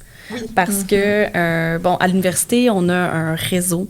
On est avec notre groupe d'étudiants et étudiantes. On est tous ensemble dans les mêmes classes. On se suit partout. Des fois, on part en stage. On aime ça se retrouver. Puis quand on gradue, là, soudainement, on se retrouve sur le marché du travail. Puis là, il faut se créer un nouveau réseau. Il faut se créer un nouveau, tu sais, petit cocon social pour... Puis le milieu de travail, bien, on le sait, comme ergothérapeute, le travail, c'est aussi une grosse portion de notre identité. Quand les gens sont pas bien accueillis, comme tu le dis, ben, tu te sens détaché, tu te sens moins bien accueilli, tu te sens peut-être un petit peu moins de sentiment d'appartenance avec ton milieu de travail. Fait que le sentiment d'appartenance aussi, le syndicat a aussi ça à cœur parce qu'on a vu avec les différentes fusions ce sentiment-là un peu se désagréger, là, finalement, là, se décomposer carrément. Les gens s'identifient plus dans les grands CIS et CIUS, s'identifient pas à Santé Québec, malheureusement. Donc, on va encore parler de nos petits sites, on va encore parler de notre site historique. Donc, ce sentiment d'appartenance-là, je pense que c'est super important. Moi, mon exemple que j'avais, en fait, je pense que ça va démontrer plus l'aspect collectif parce que les dossiers de relations de travail, on en a parlé un petit peu plus tôt. Parfois, oui, effectivement, c'est du droit plus individuel, mais ça reste aussi quand même dans le collectif. Puis c'est beaucoup du travail dans l'ombre. Ça va être un dossier qui va être négocié de façon confidentielle avec l'employeur. Ça va être des ententes signées sans précédent. Donc, c'est quelque chose qui souvent va rester confidentiel, secret. Donc, c'est difficile de mettre un petit peu en lumière ou de valoriser les gains que les syndicats font parfois dans le quotidien, dans mon train-train quotidien. Mais quand on touche à une problématique collective, quelque chose qui touche, une problématique qui touche à plusieurs personnes, nous, ce qu'on voyait dans mon CIUS, c'était que tout ce qu'on parle d'aménagement de temps de travail. Fait que je vais l'expliquer un petit peu, c'est le droit d'avoir un horaire flexible, le droit de pouvoir travailler 9 jours sur 10, de travailler, dans le fond, 32 heures sur 4 jours. Tout ça, c'est conventionné, c'est écrit noir sur blanc dans nos conventions collectives, puis c'est un droit qui est supposé être présent. Puis notre CIUS nous tardait à mettre ça en place. Donc, on demandait des rencontres, ils nous repoussaient nos rencontres, nous annulaient des rencontres. Et là, graduellement, il y avait de plus en plus de grogne parce que les gens qui travaillent dans le réseau de la santé, on le sait, la majorité sont des jeunes femmes. Qui dit aussi, jeune femme dans le réseau, crée aussi, devient parent. Et donc, tout ce qui est conciliation famille-travail, c'est extrêmement important puis au cœur des doléances que nos membres avaient sur le terrain. Donc là, on s'est dit, qu'est-ce qu'on peut faire pour mobiliser les gens? Parce que c'est sûr que nous, en tant que représentante syndicale, je suis porte-parole du syndicat, mais je suis porte-parole des membres. Donc, je parle au nom de mes 2200 membres. Quand je parle à l'employeur, je dois constamment leur rappeler que c'est pas moi, Léonie Blanchette, qui amène cette problématique-là pour moi. Je l'amène au nom de ces gens-là qui n'ont pas accès, qui n'ont pas la capacité de pouvoir venir vous parler puis de vous dénoncer exactement qu'est-ce qui se passe, pourquoi c'est si important pour eux d'avoir accès à un aménagement de temps de travail, de pouvoir quitter peut-être un peu plus tôt une journée, de pouvoir aller à des rendez-vous, aller chercher les enfants à la garderie, etc., etc. Tu sais, la vie personnelle, ça appartient à tout le monde. Donc, ce qu'on a décidé de faire, c'est de partir une pétition pour démontrer l'importance que les aménagements de temps de travail avaient chez les membres. Puis les gens, en l'espace de 24 heures, on avait plus de 200 signatures. Donc, ça a vraiment fait boule de neige comme impact. Puis ce qu'on a fait, c'est qu'on a pris la pétition, puis on est allé la déposer au conseil d'administration du CIUS en faisant une intervention pour pouvoir apporter des témoignages aussi que nos membres nous avaient écrits. Donc, en déposant la pétition, dans la semaine même, ce qui s'est passé, c'est que la haute direction s'est engagée devant tout le monde, devant le conseil d'administration, pour dire que les formulaires, la procédure allait sortir dans la semaine suivante. Donc, on était extrêmement heureux de ce gain-là parce que, au final, c'est quand même fou qu'on doive se mobiliser autant pour quelque chose qui est supposé être déjà acquis dans la convention collective. Donc, quand on disait un peu plus tôt, il faut rien prendre pour acquis, c'est un peu ça aussi. C'est des fois, les processus avec les CIUS, c'est très long. Tu sais, avec Santé Québec, ça va être encore plus long. Donc, il ne faut pas hésiter justement à aller chercher l'engagement collectif pour aller finalement chercher un gain intéressant. Mais tu dis ça, puis ça me rappelle une anecdote aussi. Quand j'étais étudiante, en fait, juste avant de graduer, justement, 2020, en pleine pandémie, on sait qu'on va graduer en pandémie, peut-être plus que d'autres années, mais aussi peut-être autant que d'autres années. On était tous en train de se magasiner un peu des emplois là, vers la fin, là, justement, tranquillement, mais sûrement. Puis, puisque l'université est à Montréal, il y a beaucoup de gens qui voulaient aller à Centre-Sud, au 6 Centre-Sud. Puis, à force de creuser, il y a des collègues qui se sont rendus compte qu'au niveau de l'application de la convention collective, ils n'appliquaient pas le fait qu'on doit commencer échelon 4. D'ailleurs, important pour toutes les personnes qui graduent, vous devez commencer échelon 4 parce qu'on reconnaît la maîtrise, puisqu'il y a encore des ergothérapeutes sur les échelons qui ont juste le bac. Donc, puisque la maîtrise est rendue obligatoire pour tous, ben, tous les ergos commencent échelon 4 aujourd'hui. Puis, en bref, à force de faire des contacts, on devient amis avec des gens d'autres cohortes, puis ils se sont rendus compte qu'il y avait des lésions de droit qui dataient de des années dans le 6 Centre-Sud, parce qu'il y a plein d'universitaires qui, ça faisait 1 an, 2 ans qui travaillaient, qui n'ont jamais eu leur échelon 4 en arrivant, fait que c'est comme des gros retards salariales, là, on parle quand même de 4 échelons de différence. Puis, quand il y avait eu des démarches, ben c'est complexe un peu, parce que on n'est pas représenté syndical comme étudiant. Fait que là, le syndicat pouvait pas vraiment se mobiliser au nom des étudiants qui disaient ben ça n'a pas d'allure, nous on veut pas être embauchés à l'échelon 1. Mais en même temps, il fallait que ça vienne de la base. Mais là, tu sais, les gens qui étaient déjà embauchés, ils voulaient pas brasser de la merde. Fait que là, c'était très complexe. Fait qu'au final, on a fait une pétition. Genre, la cohorte s'est mobilisée, a écrit une lettre ouverte. En fait, on a, tu sais, des fois, quand on parle de se mobiliser, et puis je ne suis pas experte là-dedans, mais je sais que plusieurs experts se sont penchés sur c'est quoi les leviers de mobilisation, qu'est-ce qui va faire que ça va marcher. Puis, tu sais, l'idée d'aller chercher tes leviers de force puis de les utiliser, puis des fois, tu sais, d'aller dans le pas le jeu de pouvoir, mais tu sais, de venir mettre son pied puis d'être un peu en intimidation, bien, des fois, c'est ça qui va faire que ta mobilisation marche. Puis nous, on appelait au boycott. Dans le fond, dans la lettre, ce que ça se disait, c'est s'il n'y a pas un engagement du CIS de nous payer tel que ça devrait l'être, pour pas que tout le monde doive comme individuellement faire un combat syndical à partir du moment où il allait être embauché, ben il allait avoir appel au boycott, puis l'UDM, on est la plus grosse cohorte d'ergo du Québec, donc tu sais, d'avoir un appel au boycott d'un des plus gros, je pense le plus gros CIS du Québec par la plus grosse université du Québec, c'était comme pas un bon mix, puis au final, on a eu gain de cause. Tu sais, le CIS s'était engagé à l'époque à dire, ben on reconnaît, c'est vrai, c'est une erreur administrative, mais tu sais, ça aura eu gain de cause aussi pour tous les gens qui étaient en retard salarial. Malheureusement, il y a une partie qui n'auront jamais récupéré parce qu'il y a des délais maximum, mais tu sais, j'étais comme, c'est fou, pareil qu'une cohorte de 100 ait réussi à pull this off, là. J'étais comme, wow, on est hot, là. Fait que même sans la structure syndicale, même, tu sais, quand on identifie nos leviers puis on se mobilise, je pense qu'on peut avoir des gros gains quand même, là. Ouais, c'est pas mal ça qui est au cœur du militantisme en général, là, que tu sois syndiqué ou pas. Ouais, je la connaissais pas, cette anecdote-là, elle est super. Ben, je suis pas sûre que le 6 s'en est vanté. Non, sûrement pas. Mais c'est tellement important parce que, exemple, moi, en tant que finissante en décembre, ben, je suis certaine qu'il y a plein d'étudiants dans ma cohorte qui sont même pas au courant qu'on est supposé commencer à l'échelon 4 au public.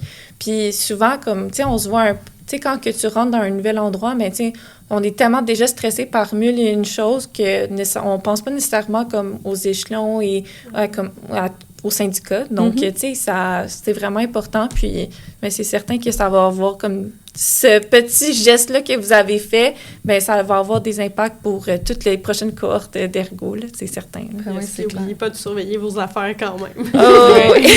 C'est un message aussi. C'est un bon message, oui, parce que c'est vrai que quand tu rentres sur le marché du travail, bon, juste approprier ta clientèle, ton milieu de travail, puis après ça, bon, tu vas avoir une représentante syndicale qui va venir te voir. « Allô, moi, je suis du syndicat, signe ton formulaire d'adhésion, puis si jamais tu as des questions, appelle-moi. » Mais t'es comme, mais je sais même pas c'est quoi les questions que je pourrais avoir.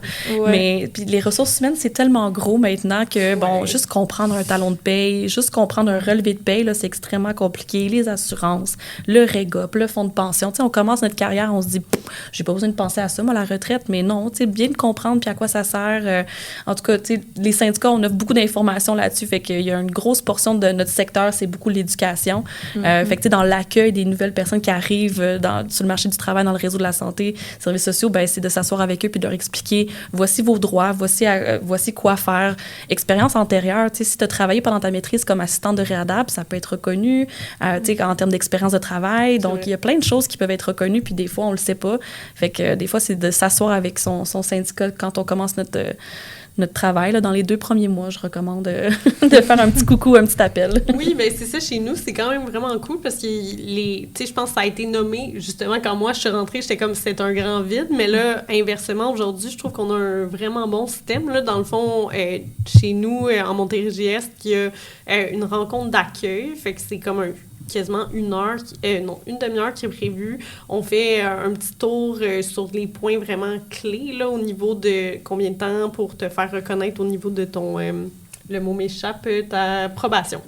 Pour la probation, combien de temps ça prend selon ton titre d'emploi, des petits éléments comme ça de base, la liste de rappel, comment ça marche, les assurances, combien, c'est quoi, c'est 1,6 % qui est prélevé à la PTS sur la paye associée aux frais syndicaux. Fait que des choses comme ça, des infos de base. Puis après ça, je l'ai fait le volet de base, mais c'est des collègues qui faisaient plus souvent, mais il y a des rencontres individuelles après 2 mois pour faire « Allô, comment ça va? Comment tu te débrouilles? Est-ce que tu as des questions qui sont survenues justement depuis l'accueil très bref? » là. Donc ça, je trouve ça vraiment hot quand même là, de la part de l'équipe. Pour nos 4100 membres, ça roule. Là. Il y en a comme une dizaine par semaine qui rentrent. Fait que c'est un travail en continu là, de l'équipe. Donc, comment est-ce que des ergothérapeutes et les autres professionnels de la santé et des services sociaux qui n'ont pas de rôle en tant que tel au sein du syndicat peuvent faire pour s'impliquer ou contribuer davantage dans la cause? Moi, clairement, c'est sûr que oui, il y a syndicat, mais moi, je suis une hyperactive de l'implication. Puis, je suis aussi impliquée dans le CM, là, petite parenthèse, conseil multi. Là, dans tous les établissements, il y a un conseil multidisciplinaire. Dans le fond, on peut être sur le CECM, donc CM, conseil multi. Toutes les personnes qui sont multidisciplinaires sont membres. Fait que pas mal, plus ou moins, la catégorie 4 avec les INALO. Bon, c'est un peu complexe, mais en bref, il y a beaucoup de gens qui sont là, dans ce lot-là. Puis, le CECM, c'est le comité exécutif, donc c'est la gang qui siège, on va le dire comme ça. Donc, moi, je siège sur un comité exécutif du CM local. Puis, ce que ça fait, bien, c'est au sein de l'organisation, j'ai ma voix comme professionnelle pour donner des commentaires sur des politiques, nommer des choses directement à la direction des services multi, qu'on appelle communément la DSM.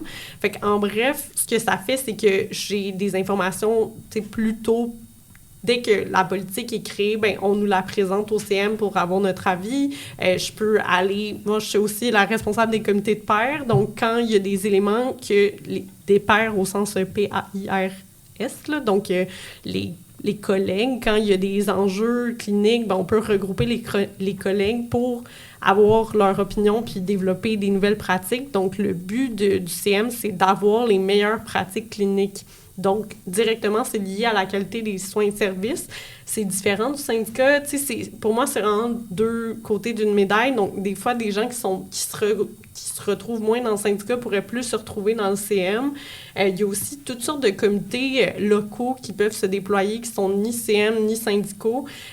Par exemple, quand il y a des mises à jour sur certaines pratiques à l'interne, sur des politiques ou sur des formulaires, souvent, on va regrouper. Donc, les directions qui font ces changements-là peuvent demander à des ergos. Donc, tu sais, mon mot, ça serait, n'hésitez pas de lever la main, n'hésitez pas d'avoir l'œil ouvert pour des projets. Des fois, c'est des projets court terme, des projets plus long terme, des implications.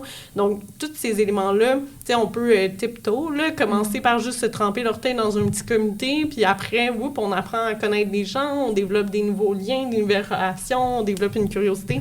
Donc, ça peut se déployer de plein d'autres façons que d'une façon syndicale. Mais c'est sûr que pour moi, le syndicat est quand même intégrante partie de mon déploiement, mais tu sais, je continue à m'impliquer au CM même si je suis syndicat. Puis en fait, ça, des fois, c'est pas toujours bien vu par tous parce qu'il y a cette espèce de dichotomie, des fois, des gens que si t'es syndicat, tu peux pas être neutre, tu sais, t'as toujours ton œil syndical. Puis, tu sais, je pense que j'ai beaucoup plus mon œil ergo avec moi tout le temps qu'un œil syndical, parce que le syndicat, c'est un rôle que je prends, tandis que ergo, pour moi, c'est beaucoup plus dans ma personne, là, ça fait partie intégrante de mon œil clinique. Fait que pour moi, on garde toujours notre œil ergo, puis on peut se déployer dans plein de contextes puis prendre des chapeaux différents. Tout à fait. Ben moi aussi, quand j'étais ergothérapeute, dans ma pratique, j'étais aussi impliquée comme répondante de discipline. Donc, on avait des rencontres à peu près aux 2 mois où est-ce que tous les ergothérapeutes de Constance-Lethbridge se rencontrent. On est une 50aine d'ergothérapeutes dans ce centre-là. Donc, pour se partager justement des pratiques, pour se partager des cas cliniques, pour partager des formations continues auxquelles on a assisté. Donc, j'ai fait ça. Et finalement, ben là, c'est sûr qu'il fallait des fois que je mette un rôle de côté. Je pouvais pas continuer à être répondante de discipline et présidente du syndicat. Donc, je l'ai mis de côté. Mais c'est ça, il y a différents moyens de participer. au niveau du syndicat, ben, ce que je trouve intéressant, c'est que vu qu'on n'est pas juste au niveau des relations de travail puis qu'on a aussi des implications au niveau de la société, ben, les gens peuvent s'y retrouver selon leurs intérêts. Les donc, comités, c'est ça, il y a tellement ouais. de comités dans lesquels, soit on a des comités locaux, donc dans chaque CCCIUS ou dans petite unité, il va y avoir des comités locaux, justement, peut-être des fois au niveau de la santé, sécurité au travail. Il peut y avoir des comités locaux sur la diversité sexuelle, pluralité des genres. Action féministe. Action féministe. Il y en a tellement. Il y a des comités développement durable. Donc, puis, des fois, on va avoir ces comités-là au niveau local, mais on va les avoir aussi au niveau national. Donc, s'il y a des personnes à qui il y a des intérêts au niveau sociopolitique, au niveau environnemental, féministe, peu importe les enjeux, bien, je pense qu'il y a une façon de s'y retrouver là-dedans et de s'impliquer. Les comités, je pense que c'est une belle façon de s'impliquer parce que, bon, je pense que l'implication est un petit peu moindre. Les comités, souvent, se rencontrent 4 à 5 fois par année. Des fois, ont des dossiers à travailler, vont être libérés entre les périodes de rencontres.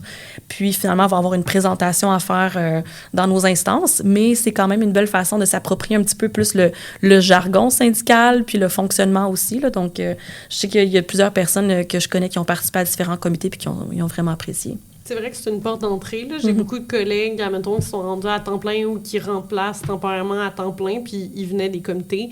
T'sais, le comité, c'est un lieu pour déployer une passion ou un intérêt, parce que justement, il y a toujours des gens autour de nous qui sont plus verts, qui, admettons, qui sont végés, qui ont envie de partager ça avec d'autres, qui ont envie de partager le souci environnemental et écologique. Puis à l'inverse, moi, je me considère très féministe. Définitivement, ça n'a pas à donner qu'il y ait une place sur les comités féministes à l'époque où il y a eu des possibilités pour moi, mais c'est sûr que je garde un œil, puis même sans être membre du comité, quand il y a des actions qui se passent, je participe tout le temps. Donc, les équipes locales organisent des actions, des fois en dehors des heures de travail, donc on peut s'intéresser puis s'impliquer aussi sur ces activités-là qui ne sont pas nécessairement en libération, mais qui sont plus des actions, comme on disait, des actions sociales. Il n'y a pas si longtemps, j'ai des collègues qui avaient monté une super belle présentation avec une intervenante qui venait des centres de crise pour les femmes victimes de violences conjugales, donc les centres d'hébergement avec adresse secrète et tout ça, où les femmes et leurs enfants peuvent être accueillis. Donc, même comme clinicienne, c'était une conférence pour les cliniciens aussi, dans une optique de, à moins que tu sois travailleur social qui est impliqué directement là-dedans, tu n'auras jamais accès à ce volet-là. C'est comme un volet un peu caché, mais veux pas au niveau d'être sensibilisé aux enjeux associés à la violence conjugale, de bien comprendre. En SST, ça fait partie des responsabilités. Il y a une nouvelle loi, en fait, qui est nouvelle plus ou moins, là, mais tranquillement, qui commence à prendre de l'âge, mais une loi sur les rôles et responsabilités des milieux de travail dans la protection des personnes victimes de violences conjugales. Donc, de comprendre comment ça fonctionne, ces hébergements-là, ça peut aider aussi dans mon rôle clinique, comment repérer la violence, puis dans les rôles aussi syndicaux de comment je fais pour, quand quelqu'un, mettons, vit dans un hébergement en ce moment, ses droits par rapport à ça, comment on peut la protéger du conjoint qui pourrait essayer de s'immiscer dans le lieu de travail. Fait que, en bref, c'est ce genre de conférences puis d'éléments qui peuvent être plus militantes qu'autre chose, mais qui sont pilotés par les équipes syndicales. Super. Mettons un peu comme mot de fin. Qu'est-ce que vous souhaitez que nos auditeurs y retiennent sur les syndicats en général puis le rôle des ergothérapeutes qu'on peut avoir dans les syndicats? C'est tellement une grosse question. Ouais. Oui, hein? En résumé. Rapidement, j'ai goût de dire, la personne que vous êtes, puis je pense, quand on gradue, on porte l'ergo en nous, là, comme je disais, ça fait partie de mon identité en tant que moi, Myriam. Mais c'est sûr que, c'est de savoir que les syndicats, peu importe comment vous voudriez vous impliquer, comment vous voulez porter votre voix comme ergothérapeute, comme humain, comme individu impliqué, il y a une place pour vous. Le milieu syndical, c'est un milieu de pluralité de voix puis d'opinions. C'est un milieu où on a à cœur la divergence d'opinions, en fait, puis on aime l'échange, puis le partage, puis les ajouts. Donc, c'est définitivement un environnement où vous allez sentir de l'accueil, puis où vous allez pouvoir vous développer sur le plan social, puis sur le plan de l'estime de soi, l'expression de soi aussi dans ce qu'on est puis dans nos valeurs, parce que des fois, on peut vivre des conflits de valeurs au travail associés aux demandes de performance et tout ça. Donc, pour moi, c'est comme une forme d'échappatoire aussi de dire, à travers ça, j'exprime la personne que je suis sur le plan de mon engagement social puis de mes valeurs. C'est tellement bien dit.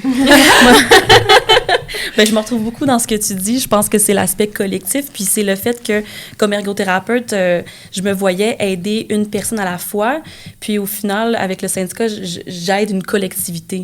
Donc, je suis capable de mettre en application tout ce que je faisais individuellement avec un patient, mais là, je le fais pour des travailleuses du réseau de la santé et des services sociaux. Donc, je pense que ça amène aussi beaucoup de... c'est encourageant, ça nous permet de se développer, puis ça nous permet de rajouter juste une autre corde à notre arc, puis d'utiliser notre savoir d'ergo différemment. Donc, moi, je pense que si chaque personne décidait de s'impliquer syndicalement, ça ne ferait que d'améliorer le rapport de force qu'on a dans la société. Puis s'il y a de plus d'ergothérapeutes qui veulent s'impliquer au niveau du syndicat, ben tant mieux, parce que moi, je les accueille bras ouverts. C'est clair. Mais c'est tellement beau comme message, puis merci tellement pour vraiment toutes ces informations-là que vous avez apportées, votre expérience aussi. Je peux pas dire pour tous les auditeurs, mais juste pour moi, personnellement, moi, j'en ai tellement appris. Là, donc, je vous remercie vraiment beaucoup, Myriam et Léonie, puis on espère que vous aurez une belle continuation à faire bien promouvoir l'ergothérapie au sein du syndicat, mais aussi toutes les actions possibles que le syndicat peut amener au sein du milieu. Donc, je remercie tout le monde pour votre écoute de l'épisode du syndicat et du rôle de l'ergothérapeute et on se dit à la prochaine! Merci.